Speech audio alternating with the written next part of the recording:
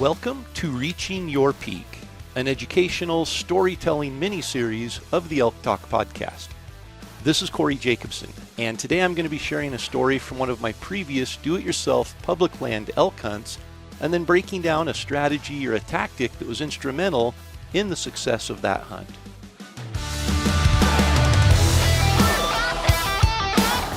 Reaching Your Peak is brought to you by Peak Refuel.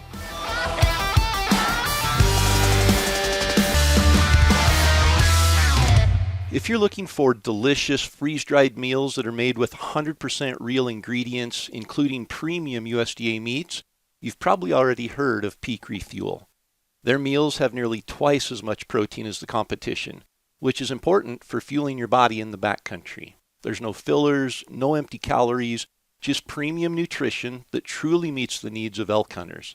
And the taste is second to none. My personal favorites are their homestyle chicken and rice and the beef stroganoff, but they have a huge selection of other incredible meals like chicken Alfredo, biscuits and gravy, chicken coconut curry, sweet pork and rice, mountain berry granola, and a whole lot more. If you want to taste the difference, visit peakrefuel.com and use the promo code ElkTalk to save 15% and get free shipping on your next order.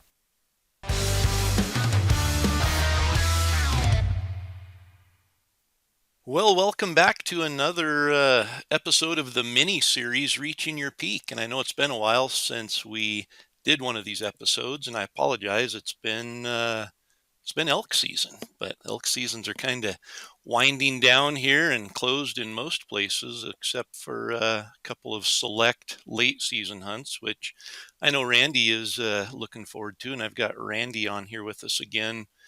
Appreciate you helping out with drawing some of the details and everything out of these stories, Randy. Well, I wasn't there and I didn't live it, Corey, so I got to ask all these questions because the listener probably has just as many, if not more questions than I do. And I actually get to see you on video as we're doing this. So I'll try not to be a nuisance, but I'm interested in hearing this story because when you told me about what the story was going to be, you paused and sighed a lot. And I'm like, all right, there's got to be a lot to this story if Corey is pausing and sighing that much. So it's a good story, a good story with some good lessons, and I think that's with elk seasons being closed, now's a good time to kind of look back and evaluate what we did right and what we did wrong. And I think there was a lesson in this story that I'm about to share that has maybe changed a little bit of the way that I proceed with hunts now. Wow. So can I make the assumption this is an archery hunt? This is an archery hunt. Yeah. In what state? Idaho? Can I make that assumption? No, this was in Oregon. Ooh. So. Ooh. Yeah. All right. Yeah. Huh. Well, I'm all ears now. Yeah. Let's hear it. All right. Well, I appreciate you joining me here today and helping get some of those details out. And I know you'll have a lot of input once we get to the lesson learned. So with that, let's jump into another elk hunting story.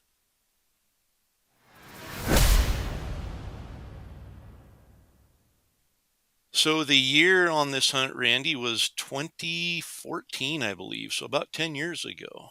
And as I mentioned, it took place in the state of Oregon, and this was a controlled hunt. So I had been putting in for points, which Oregon used to have a lot of over-the-counter opportunity for non-residents. Now it's most of the east side. I think all of the east side is controlled, so still fairly easy to draw. For residents. Yeah. Still, I mean, fairly easy to draw, but you have to choose now the unit you're going to hunt in, where it used to be you could get a tag for an over-the-counter tag. General tag in Oregon was good for just about the whole east side and the whole west side as well for Roosevelt, but that's changed. So when I applied, I had, I think I drew with 10 or 11 points. So it was a decent unit, but again, it's Oregon. So aside from 2 or 3 of the really special controlled hunts, their draw hunts weren't all that phenomenal. But I drew a tag, and my buddy David Burdett drew a tag at the same time, so we hunted together. And Donnie accompanied us and videoed the hunt. But we hunted, and I think when you're looking at controlled hunts, you're always trying to find that best week. And is it moon Mhm. phase later in the season? You might have a good moon phase, but are they have they been pressured?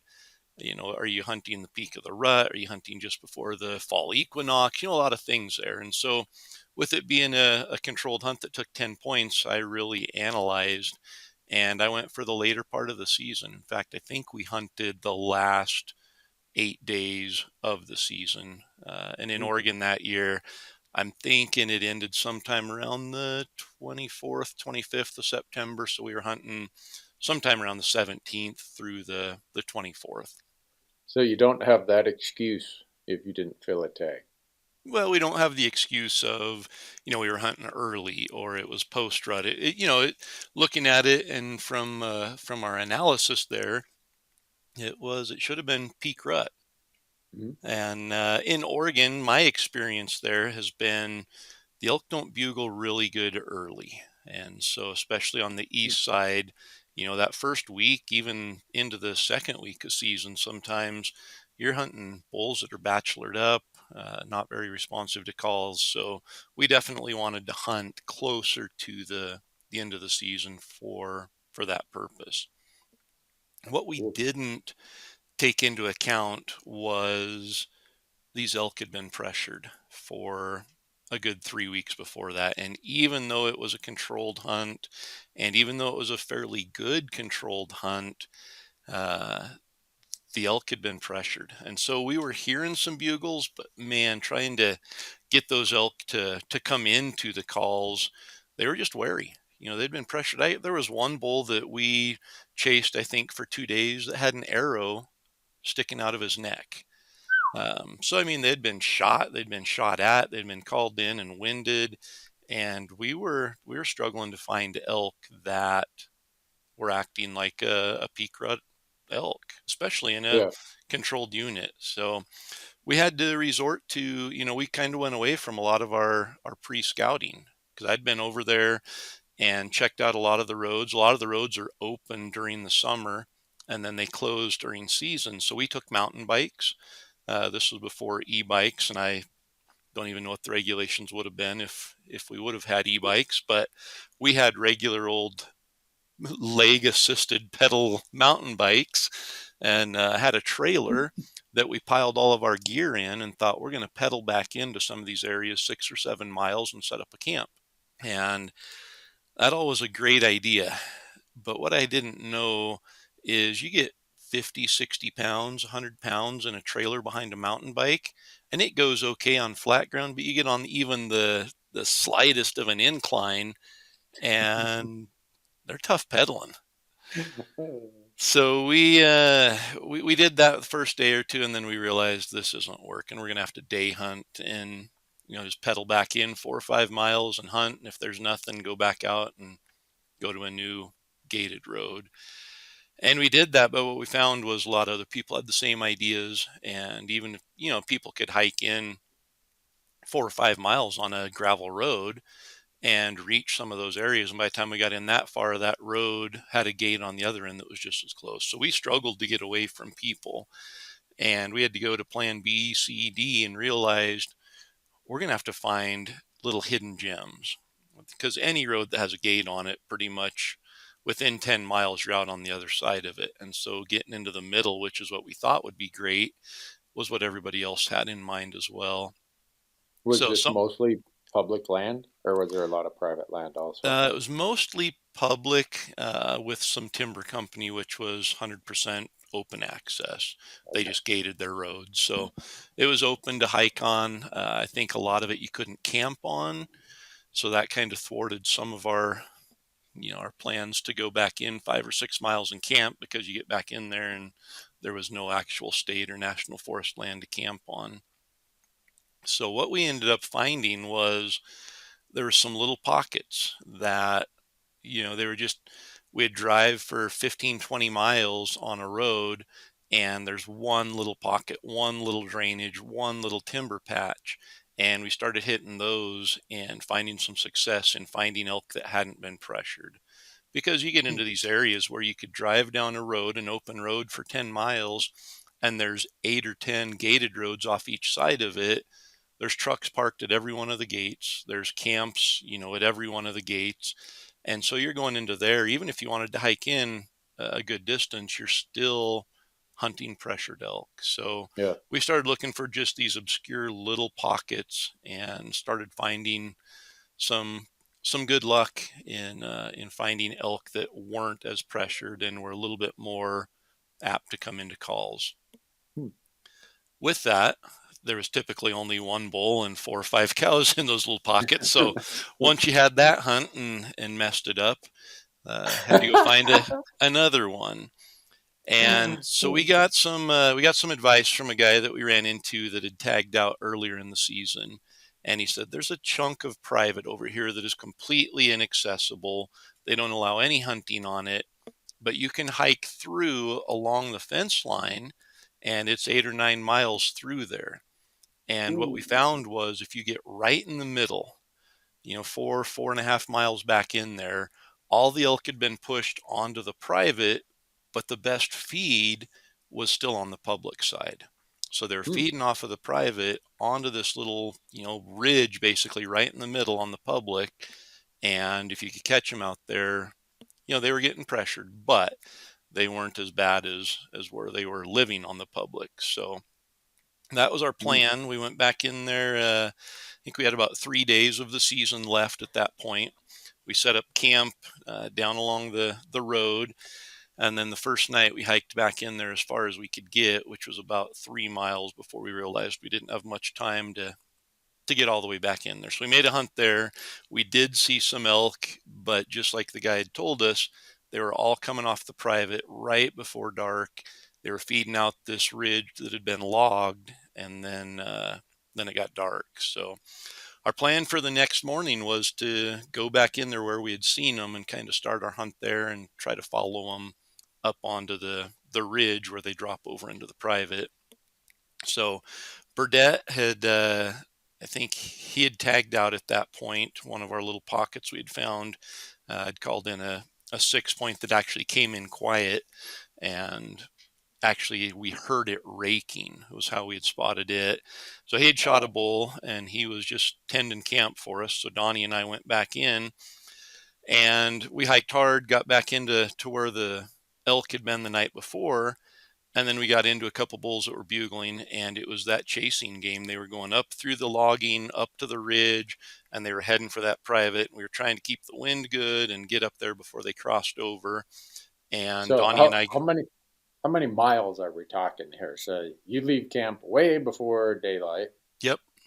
You And hike in we 4 or got 5 in, miles. we were probably about 3.5 miles when it started getting daylight, and we started getting into some elk.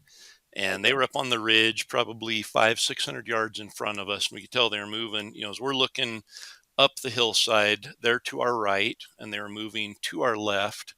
And the fence line, we're kind of walking parallel with the fence line. We're a good half mile off of it, but we're walking parallel to it, and it's on our left side. So as we're looking up, the elk are to our right, the fence is to our left, and the elk are moving from our right to our left. So we kind of we're trying to cut them off there. Yeah. But we also have to pay attention to the wind, which it's coming down. So we're down below them on a hillside moving up. So everything's really good. But I also knew, hey, these elk, they know the game, and they're going to get up there on that ridge, and they're going to cross if we don't hurry. So we're going along, and all of a sudden I look back, and my camera guy, Donnie, who didn't have a tag, is nowhere to be seen. And I've been kind of going, when I'm bugling, he can keep tabs of where I am and keep up. But where I've been kind of going quietly, trying to get up ahead of the elk, Donnie's struggling to keep up and know where I'm at. So I sat there for a few minutes waiting and calling, and he didn't show up, and I thought, I've got to go. So I bombed up to the ridge and got there just as the big herd went across in front of me and dropped over going down onto where the private was. And since I didn't catch them there, the thermals are still going down the hill and they're dropping down into the private. So there's no way I could chase after them and Right. have good wind and catch up. So my two options were hunt the elk, the straggler elk that are coming up behind them. And then once the wind switches, drop down and see if I could catch any on the public side. So that's what I did. But I where's Donnie now? lost him. I have no idea where he's at. And he doesn't have a bugle tube. So, my only hope is he could hear me bugling and show up eventually, but that didn't happen. Oh, right. Where I'm at on this ridge, I did have reception, but we didn't have any cell reception from there until we got back to camp. So I sent a couple texts and said, hey, I'm up on the main ridge, but didn't hear anything back from Donnie. So I hunted the morning out. I did catch one straggler that was quiet. He came by underneath me, and by the time I tried slipping down to where he was, he'd got in front of me and got my wind and bombed over towards the private. And I don't like hunting right on the private. I like to leave a little buffer there. So I'm trying to stay back and not push them, I'm leaving a gap there of about a half a mile between where I'm hunting and where the private is. So when the wind switches, I have a little area there I can go down and hunt. Mm-hmm. And so I sat there, the wind finally switched, it was 11 o'clock in the morning or so. I haven't heard a bugle for quite a while. I've gone back in probably another mile and a half at this point. So I'm right in the middle. I'm 4.5 miles, maybe 5 miles from camp to this ridge.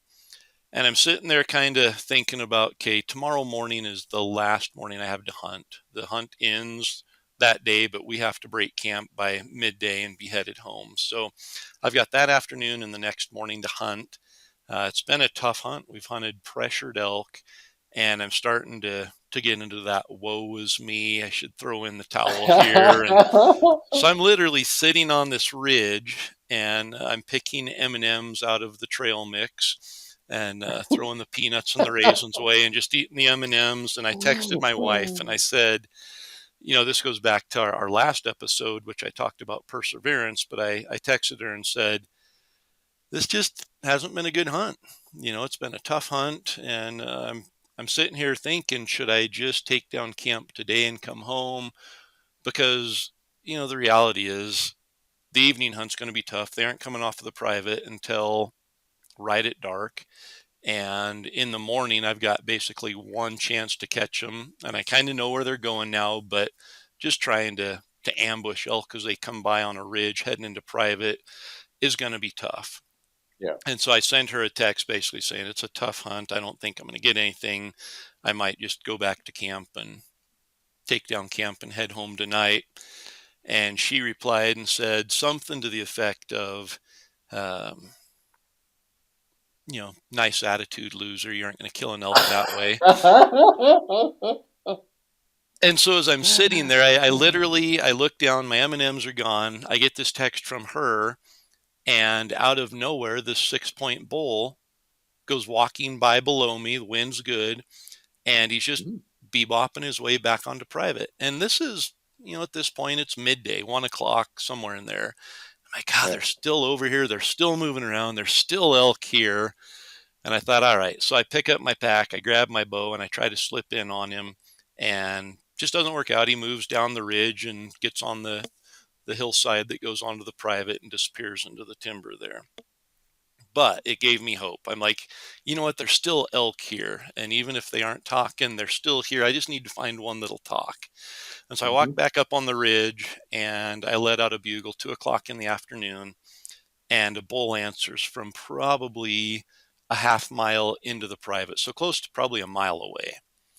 And I thought, well, he answered me 2 o'clock in the afternoon. That's a good sign. So I start making my way down the ridge, and I get probably 200 yards away from the fence line. And I thought, I'm not getting any closer. I can see the fence line from where I am. And I bugle again, and the bull answers just immediately right back. And at this point, he's probably 800 yards away. And so I stand there for a second, and within a minute, the bull answers again, and he's 400 yards away. And I thought, well, he's coming towards me. This is a good sign. So I bugle and he answers, and he's probably 100 yards away from the fence line at this point. And I thought, he's coming to me. He's like coming to me on a string, and he's coming fast. So I start scrambling, looking for a good place to set up. I find a good setup, and I look down and I see the fence line, and I see him get to the fence. And without even hesitating, he springs over the fence onto the public side, and he's coming right up the ridge, right where I'm set up.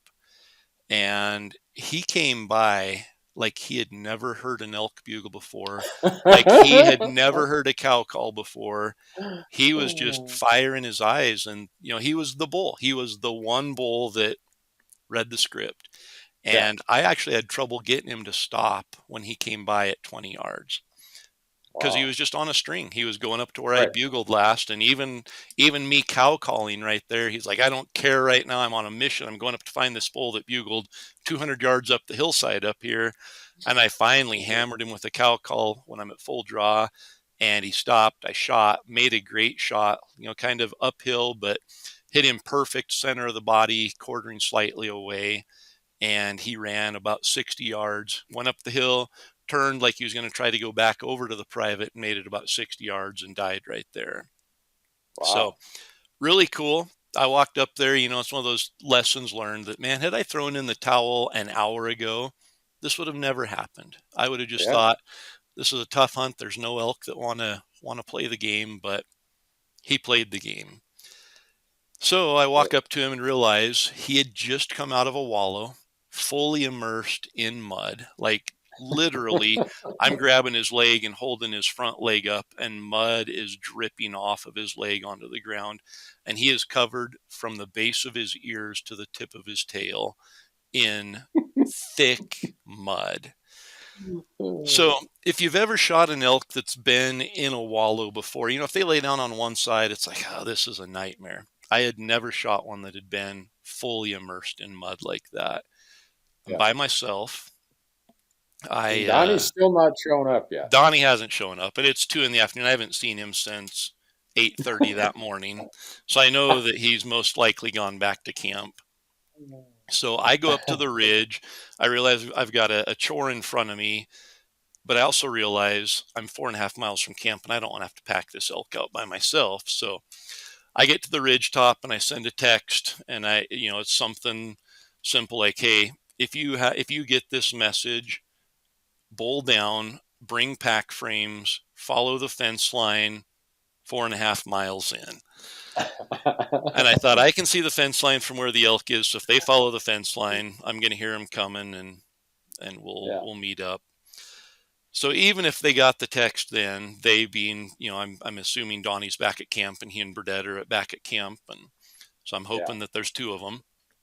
I've got my pack. I know Donnie will have his pack, and then hopefully Burdette will bring a pack frame. So I go back, and I know it's going to take them at least a couple hours. So I get the elk kind of propped up. My hands are, I'm up to mud up to my elbows, just moving this elk around by myself, just getting him on the hillside where I can get him cut up. I get started in, and the first cut up the back of the leg, mud's just dripping off of the hide right onto the meat. And I'm, there's, how it is when you have somebody there to hold the hide back, you're still getting some dirt and hair on it. With it dripping with mud like that, it was a disaster. But I did the best I could, got the first side skinned all the way off. So I took the skin off the whole side before I even started making any cuts, just so I could keep it as clean as possible. Cleaned it up, cut the quarters off, cut all the meat and everything, moved it up, and set it in the shade. Pulled the hide back over, flipped it over, and had to repeat the process on the other side. And eventually got it cut up. It probably took me 2.5 hours, maybe even 3 hours at that point. Got it All by cut up yourself all by myself on a hillside. on a hill. It was as good of a spot as you could hope to do it, considering the circumstances. Yeah. So I'm carrying these quarters up into the shade and up onto the ridge, realizing, man, this is a big bull. It was a nice mature 6-point bull, but it had a pretty big body on it. And I'm thinking, I'm glad to get the meat, but at the same time, I really hope Donnie and Burdette show up, because even one trip out of here is not going to be fun, knowing I have to come back in. Yeah. Just, you know how it is, packing by yourself. So Oh. this is before I carry any kind of trekking poles or anything. So I'm up at the ridge and I've got my pack opened up there, and I'm starting to look at the pieces of the puzzle. And I'm thinking, okay, if I carry this much out by myself, they Ooh. come back in, we can get this much. What's the best way to do it? And about then I hear a whistle down the hillside, and Oh, good. Burdette and Donnie have showed up. So they come up there and we look at it. I'm like, okay, we're going to do this in one trip. What's the Oh, best way no. now that we do it? We've got 3 people. One trip's the way to do it. Oh, this makes me hurt thinking about it, but Yeah. So, go ahead. yeah, well, this is, this is where there's a lot of lessons. Perseverance, waiting till the very end, sticking it out till the very end. That's Yep. one of them. We talked about that, Mhm. though, in the last episode. Yeah. Uh, Skinning an elk by yourself. There were a lot of lessons learned there. Skinning an elk that's been in a wallow, but the real lesson that I want to share is what I learned over the next 3 or 4 hours. When it comes to elk hunting success, confidence is critical, and confidence in my gear and my equipment is something I'm just not willing to compromise, and that's why I shoot a prime bow. As a mechanical engineer, when I first saw the technology Prime was designing into their bows, I was intrigued. Cam lean had always been an issue on other bows I'd shot, which made tuning the bows and ultimately getting consistent arrow flight nearly impossible. But 4 shots into my first Prime bow, it was tuned and my arrows were flying perfectly. The draw cycle was smooth and the back wall was solid. And they didn't stop there. In the years since I've started shooting a prime bow, they've added center shot technology, which allows the bow to lock on the target and keeps my pins from wandering around. They've also recently designed a new cam that completely eliminates cam lean that was previously caused by the offset cable design. Prime bows are continually leading the way when it comes to new technology, and technology that makes a difference, not just some marketing gimmick that a marketing department can use to advertise a new model. There's no doubt that the stability of my prime bow has improved my accuracy, extended my range, and increased my confidence. To learn more about prime stability or to shoot one for yourself, visit your local bow shop or go to g5prime.com. And now, back to reaching your peak.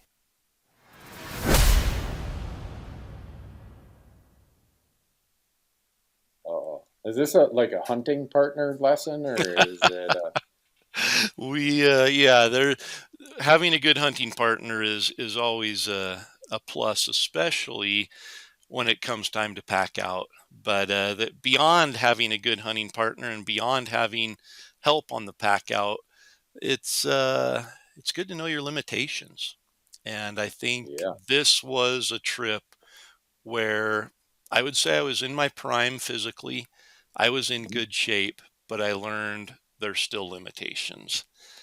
So the Yeah. way we divvied it out, Burdette is he made it in there, and that in itself was a miracle because, well, so he played college football. He's got bad knees. He's got really bad ankles, and he's been at this point he had been to the doctor multiple times.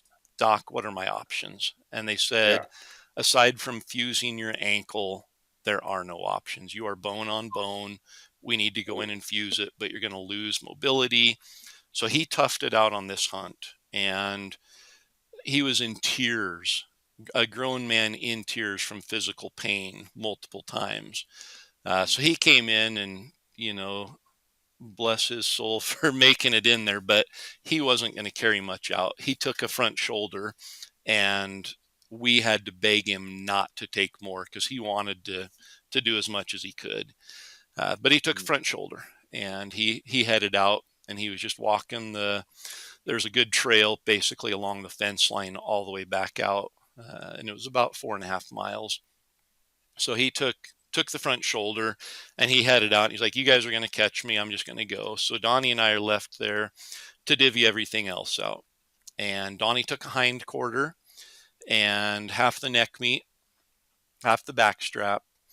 And that was a good, heavy load. If I had to guess, it was probably. He also took some of my gear. I had some extra gear there. So I'm doing the Probably, math here. yeah, We still got to account for the other half of the back strap, the tenderloins, the trim, a front quarter, and a hind quarter. yep. And so in this picture I have in front of me that I'm looking at, that's exactly what I had. Two Ooh. quarters, basically half an elk. Plus, I've got my bow strapped on the back of that. I've got all my gear still in my bag on there. And when you get that much weight, you can't get all the weight right up against your back. So in this picture here, it's sticking out quite a ways. I'm leaned over. There's no standing upright at this point. So we start the Yikes. trek out, and it's not bad. I mean, yeah, it's heavy. It's grinding, but there's no uphill. It's a fairly good downhill on a ridge, and it's manageable.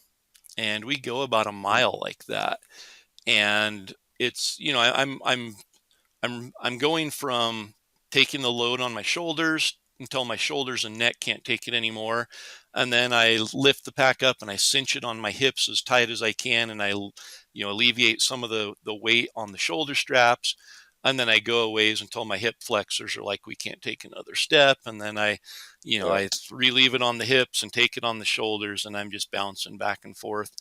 And we go about a mile, and then we've got this really steep downhill to go. And I start down it, and I hear Donnie behind me let out a little yelp, and I turned around just to see him, legs buckle, and he hits the ground and slides a ways down the hill. And I'm thinking, this isn't good. And his knees are really bothering him at that point. And we make it to the bottom of that hill, and then we have to turn and go up a hill. My Oh, legs are jello at this point, and we're no probably way. only a mile and a half into the 4.5 mile hike, and it's starting to get dark. We took the picture I'm looking at here with a beautiful sunset behind us just before we started down the first hill. We're down at the bottom. We've got to go uphill, and that's when I realize my leg muscles can't carry a whole lot more weight than this. Like, it's Yeah. 4 or 5 steps and then stopping, Oh, 4 or 5 steps and then stopping. And we make it up to the top of the hill, and then it's another nice ridge where we can go, gradual downhill for a ways. And we make it to about the 3 mile mark. And by now it's probably 9:30, 10 o'clock. It's dark. We've had headlamps on for a while, and we have a choice to make.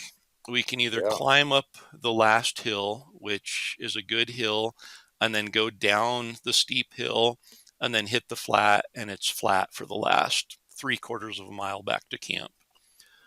Or we can pack the packs up this draw to our left, and it's uphill a little ways, and it's probably 3/4 of a mile, but we can drop the packs there and hike the road. There's an old logging road back to camp, up the steep hill, down the steep hill, and then hit the main road back to camp, and then bring the mountain bikes and the trailer back in and pack the elk out on mountain bikes and trailers. And since my legs were, I mean, I can't explain, it's calves are wiped out, thighs, Hmm. quads are wiped out, hamstrings are wiped out, hip flexors are wiped out, shoulders are just knotted up and feel like a solid mass of muscle that's just not able to flex and take what it should be taken. So we thought, 3/4 of a mile sounds a lot better than a mile and a half. Let's do it. So Okay. we packed up to where we hit the road. We dropped the packs, and then we hit the road without any weight on our back, which was an absolute joy.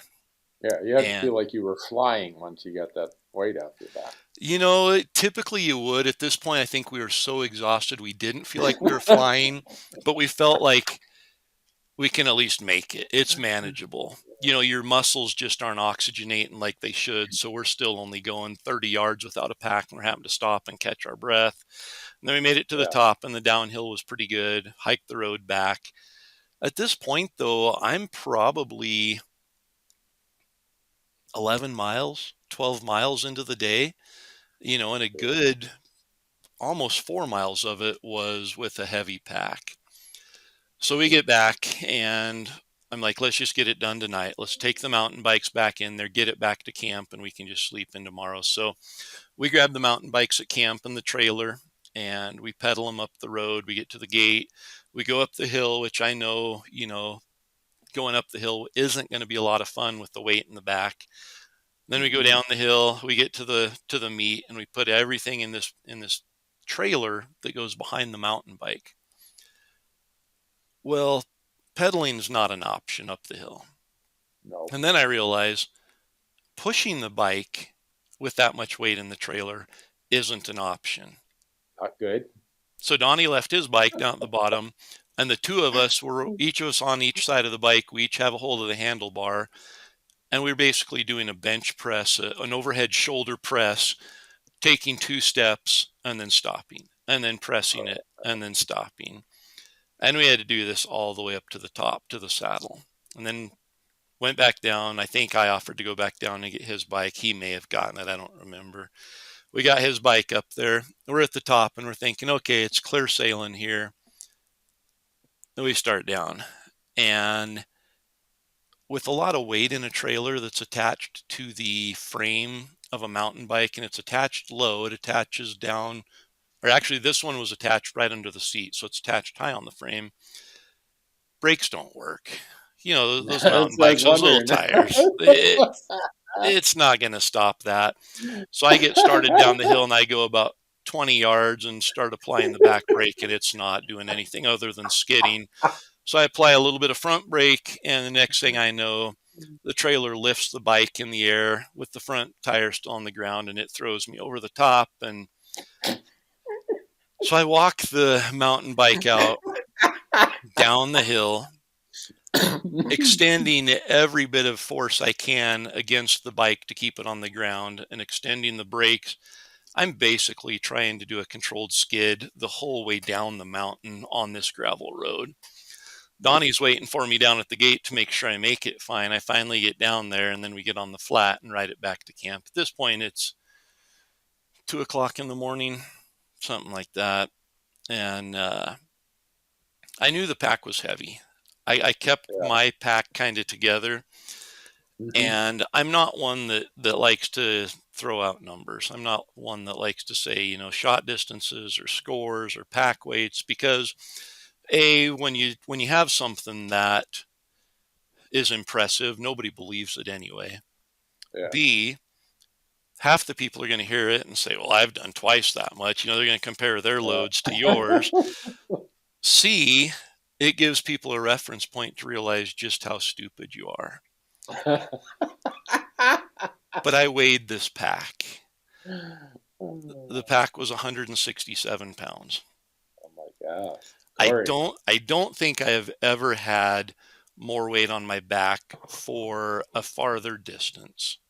I've probably had 1, maybe 2 pack trips that were just as heavy, but nowhere near as short, and nowhere near, nowhere near as long. They were much shorter, and it didn't have the extreme downhill and then uphill. Yeah. I've always thought, I could pack my weight. And at this point, I was probably around 175 pounds. So I'm basically packing my body weight on that. I didn't recover from that as quickly as I usually do. My knees ached, my shoulders ached, and it wasn't just a couple days and need to stretch out. Mm-hmm. There was some legitimate pain that came with that pack trip. Yeah. And I think it was about that time that I realized 2 trips is better than 1. Up to that point, I'd always said I can suffer through 1 trip, and I'd rather just make 1 trip because I don't want to have to turn around and hike back in. Since that time, if we have 3 able-bodied people to pack, we can distribute it and keep the weight around 100 to 120 pounds max. Yeah. And that's Still a lot. doable. It's a lot, but it's doable. If I train for it and I'm in good shape, it's doable. I still prefer a 70-pound pack, but we can It, do it. So I think, the lesson learned from that is two people don't pack out an elk in one trip anymore, unless it's like a half mile. But over mm, distance, it's not smart. yeah. Um, Three people up to a point, we can get it out. We did not bone this elk out, which, in hindsight, would have saved on my pack probably around 25 pounds. I'd guess, At between the least, front yeah. leg and the hind leg still in there, um, Yep. 20 to 25 pounds probably. Hmm. So I could have shaved off a little. What I gained in leaving the bone in, though, was some structure and rigidity in that much Yeah. meat. Had I put the meat just in a game bag, boned out, there would have been some issues there with Yeah. rigidity in the pack. So some pros and cons there. I would say, without doubt, that was the most brutal pack out I've ever had. The most weight over the farthest distance. I look at Alaska a couple of years ago, and Hmm. that was nasty. That was the most extreme pack out I've ever had. Just as far as over 3 days, of Yeah. packing meat, but we were smart and we shuttled the meat, and we never took more than, I think the heaviest pack I probably had in Alaska was 70 or 80 pounds. Yeah. It's just, we were on straight up and down vertical cliffs that were wet. And so that would get the prize for the most extreme pack. But this pack in Oregon 10 years ago was the most brutal pack that I think I've ever had. And I think I learned from that one that there are limitations, and it's probably not smart to push those limitations and to find out where your limitations are. There's probably a factor of safety somewhere around 50 or 60% that is probably a good target to aim for. Yeah. I would have been like Burdette. I'm like, I got a front shoulder here. You got some trim I'll throw in. All right. I'll make 2 trips Yeah, because I'm still gonna be able to walk after 2 trips. But after one trip, even with not even your entire load, I wouldn't be able to walk. yeah, I'd be like laid up. yeah. I, And I, had I, he not been there, I still think Donnie and I would have tried to one trip it. I think Donnie would have taken that other quarter, and I would have had to take some of the excess scrap meat there. It would have been, that front shoulder, 55 pounds, 65 pounds, somewhere in there probably that was there. So Burdette taking it saved us. I Mhm. think, though, I don't think we would have made it up that first hill with that load. So we probably would have dropped half the load and made 2 trips from there. So we may have gotten smart halfway through the trip. So, I don't know if Burdette carrying that extra quarter out was a good thing or a bad thing. Yeah. Uh, but Well, I'm surprised an engineer who studied physics could not anticipate the problem with all the heavy weight on just the mere little brakes on a mountain bike. yeah, that was that that wasn't. I don't know. The packing was bad. The mountain bike portion in the trailer just added insult to injury. It really did. We were exhausted from what we had, and I was just thinking, yeah, we aren't going to be able to just pedal this trailer up the hill, but once we get it up to the top of the hill, that's gonna be the ticket, and Yeah. it wasn't. It was a lot of work, an awful lot of Well, work. you were talking about your lessons learned in that. Hey, as the observer listening to this and watching your body language at the times when you were cringing and like, the lesson learned for me is one, selection of hunting partners is really important because if you didn't have really good hunting partners, they would have got to you and said, "Hey, Corey, you're on your own, man. We'll see you back at camp. I'll maybe carry a backstrap out." It would have So been really easy to delete a text. And be like, I never got your Yeah. text, man. I'm sorry. Or we walked up the fence line. We didn't find you. What the heck? Yep. Uh, Another lesson learned that, and I don't know if this played into it, but I never really give myself a hard date for when I got to be home. So that means if I shoot something the last afternoon, if it takes me 2 days to get it out, it takes me 2 days to get it out. And I'm not gonna be like you and pack those kind of loads and pack them at 2, 3 in the morning and that kind of foolishness. Now, there was a time when I was 35 where I I didn't get to that level of extreme, but I did some things where it's like, these are artificial confinements I've placed on myself. Let's not do this anymore. Yeah. So that's a lesson learned. The other lesson learned from me listening to this, I see it regularly when I bump into somebody out in the hills and we got a string of 6 llamas, 4 llamas, and we're 6 or 7 miles back there. And I run into a guy who's solo elk hunting, and he's like, I just want to kill my first elk so bad. And I hope he does. But it's like, have you ever seen one of these things when it's laying on the ground? Yeah. And you're going to do this by yourself? Hey, if we're going out that day and we got room, we'll take some of it on the llama for you. But you you Don't are count on it. Yeah. right. So sometimes point of that is enthusiasm and drive can sometimes get you in a pickle. Yep. And yeah, you'd get that elk out all by yourself in the instances I'm referring to. But if you got really hot weather, you got a lot of other things. If you're in grizzly country and that's going to be hanging there for 2 days while you're shuttling, it's like, there's a lot of reasons why a 6 mile pack out on your own is just a bad idea. It's a bad idea. Yeah. And so, and I think I was gung ho at that time. This was a controlled hunt. I wouldn't say I was desperate, but I was willing to do whatever it would take to kill an elk. That's why I went in as far as I did. And I knew that's, I had to get in that far to find unpressured elk or less pressured elk. I knew the pack, and you got to understand, this is not Wyoming backcountry, Idaho backcountry like we do. It's not as brutal and Mm-hmm. extreme up and down, but there was enough steep down and steep up Yeah. that it just the relative decline on that ridge back to camp, it just prolonged the suffering we had already been through. So Yeah. I mean, 4.5 miles, Well, probably only a mile and a half of it was extreme. The rest of it was manageable as far as the terrain. So that saved us a little bit. But it also, I think, like I said, there was some parts of it that we probably, had it been worse, we probably would have been smarter and made 2 trips. yeah. And because it was just right there on that verge of, this is almost not possible, but it's just barely possible, we're going to go ahead and keep doing it here.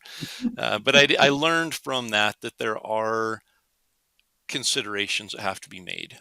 And Yeah. I've learned that it's probably smarter to make 2 trips with less weight, more distance, less weight.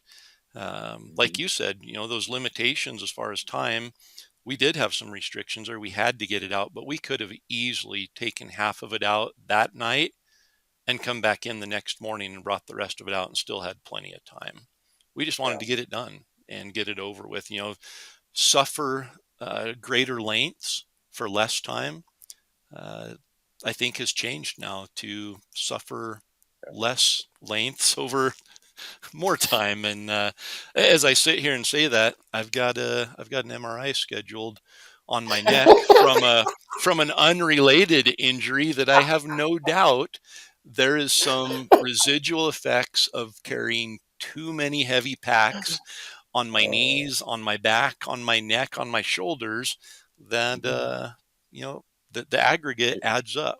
And Yeah. you take a spill when you're almost 50 on a motorcycle and end up with a neck injury that won't seem to heal. And I look back to all those heavy packs and wonder how many of those contributed to the Yeah. state of my spinal condition. Well, you know, this is something that didn't happen to you, but it's a risk factor that I always consider. And I know my crew thinks I sound like grandpa when I start fretting and worrying about this stuff, but this is not lineal. This is like logarithmic or exponential. Exponential. Yeah. But the odds of a physical injury, a blown ACL, blown out ankle, a back injury, go up ridiculously once those pack weights start getting over about 60 to 70 pounds. Yep. So you guys lucked out that nobody blew out a knee, or Burdett didn't blow out one of his ankles, or you didn't. That a lot of people, this thing they call a herniated disc, Corey. You know, back surgeons and physical therapists just love hearing stories like you. It's like, well, now I can go buy a timeshare now that we got all these elk hunters trying to carry 100-pound packs, because Exactly. the some percentage of them are going to have a really bad injury. Yeah. Or And some long-term effects from it that when you're Mhm. 35, you might not notice. You're sore. Right. We work out. I stay in shape year round to be able to do that, to be able to pack heavy Mhm. loads. But there is a point where no amount of working out is going to allow Mhm. you to sustain that kind of Oh, weight over 4.5 miles. I mean, at some point, you're going to reach a limit where you've broken down to the point where it's just sheer will and determination that's carrying you. And yeah, working out gets you a little farther and it makes it a little more comfortable, but there becomes a point where you're doing damage. Like your body is yeah. doing all it can to keep from injuring itself, and it's not comfortable and it's not smart. And you think, well, I'm going to punish myself over a long distance here, and that's going to build endurance and stamina. And yeah, there's something that can be said about working out for that, but there's also something that can be said that you can't train for something like that, and your body is not going to uh, handle something like that without some residual effect at some point Yeah. down the line. I agree 100% with that statement. And as somebody who's older than you, I'm starting to realize those residual effects, and I've never done anything that foolish to that degree. Uh, but even the heavy packouts I've had, I feel residual effects from it. Uh, Yep. it just so at this point, I'm like, you know what? There's the old song, "I ain't got nothing but time." When it comes to packing out an elk, I ain't got nothing but time. Yep. I am not going to risk a serious injury, and I just I get it. I completely understand it. If you can do it and you're young, you're like, oh yeah, I'll do that. But certainly at this point in my life, or if you're someone who doesn't have the time or allocation of priority, or whatever you want to say, to work out every day like you do. If the desk jockey like me, the accountant tried to do that, he wouldn't even make it up that first ridge. He would have hurt himself going down to that ridge. So, you got to be aware of what your body is able to do, Yep. because not And everybody not only can work. able, but because your body's able to do a Right, lot. right, You can push it to do right.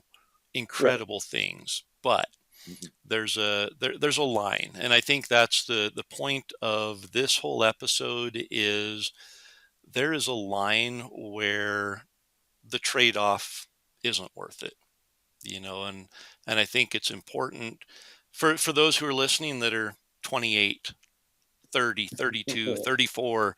You're in great shape and you can do these amazing things, but there's going to be a point where you look back and think, I probably should have maybe shuttle the load, maybe shuttle that Yeah, heavy load, make two trips on the steep part, and then try to do, the heavy stuff on another part or something. And so, don't wait till you get older and start having some issues.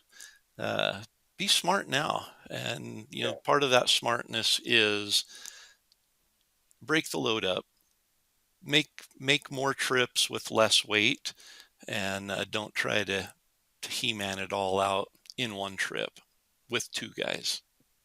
Yeah.